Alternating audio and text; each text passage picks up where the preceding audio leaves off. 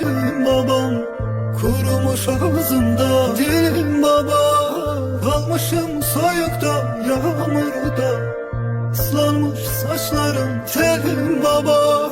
Sönmüş ocaklar, soğuk kucaklar, herkes bir çare gönder yâre. Bize bir çare düşmüş idare, düşmüş idare.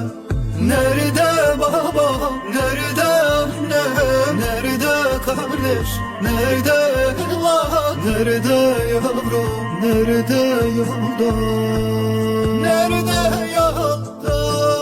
Hani babam, hani annem, hani kardeş, hani ablam, hani yavrum, hani yolda, hani yolda?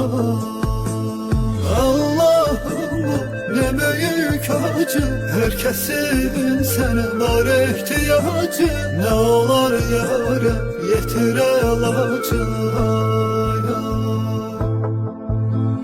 Sönmüş ocaklar, soğuk kucaklar, herkes bir çare gönder yâre. Bize bir çare düşmüş idare, düşmüş idare.